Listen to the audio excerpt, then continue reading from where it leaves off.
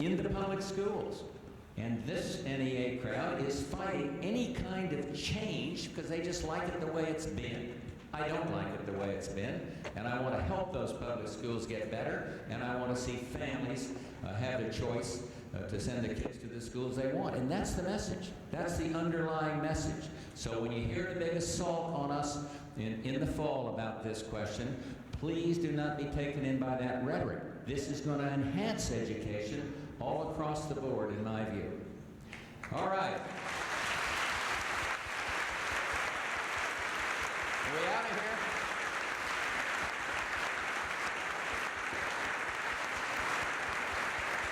Okay, I'm going to violate a rule.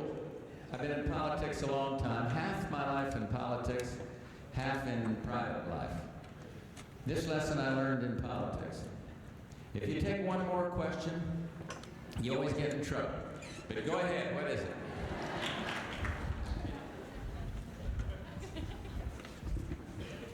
Question, not a speech, please, sir. All right, Mr. President. I'm glad you're here today, and I can get a chance to express my opinions. I had 2 kids in Catholic school. My daughter's going to college. My son's going to attend Roman Catholic this fall.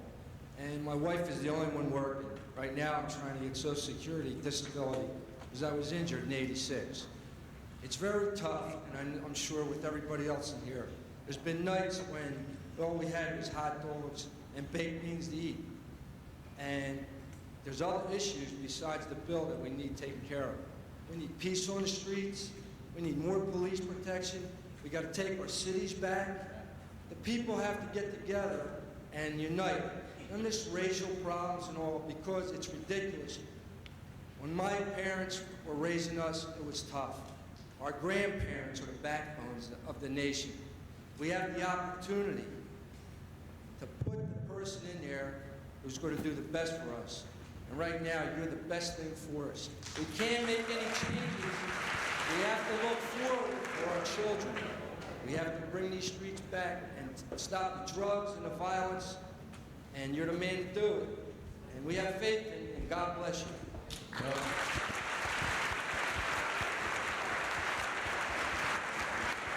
The rule, that is the exception that proves the rule I was talking about. But let me say, first of all, thank you. And I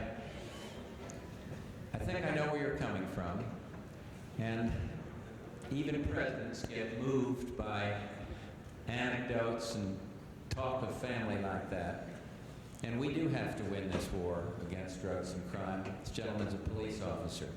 We have anti-crime legislation. Again, I don't want to be placing blame, but it is languishing in the House of Representatives that would support the police officers that are laying their lives on the line for you and me every single day. More support for them. Tougher sentencing. A little more respect for the victims of crime, and a little less concern about the criminal himself.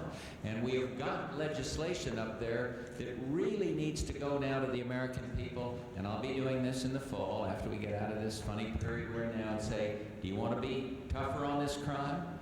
Do you want to have, yes, rehabilitation and all of that? Do you want to strengthen the families that are threatened when some mother's coming home at night on a subway or a bus and the kid's waiting there, doesn't even know she's going to make it back there? And the answer is we do have to be hard-nosed and tough against the criminal element and then support those and try to rehabilitate some of these kids that are caught up in this anti-drug, in this drug fight.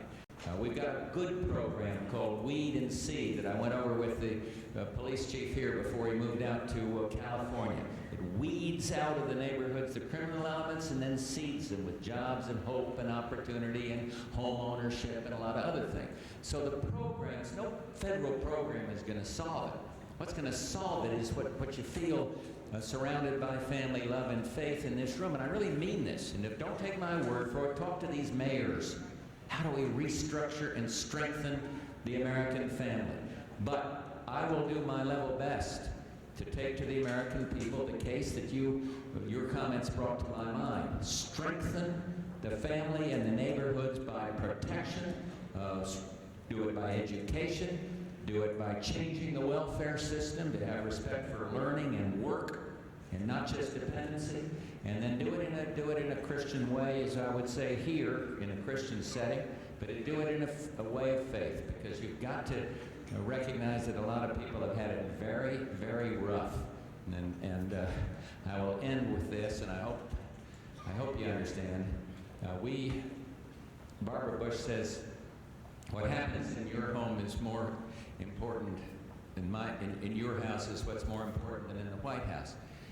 In a way, she's right, because what she's talking about there is the need to hold these families together, lift these kids up, and give them the love. Every kid has to have somebody that knows his name, and sometimes in this hopelessness and despair, that doesn't take place. So I really want to help you try to get to the bottom of what you're talking about here. And it is an odd year, and it has not been particularly pleasant for me or my family, but I'm a fighter, and I'm going to take this case to the American people, and may God bless all of you. Thank you very much.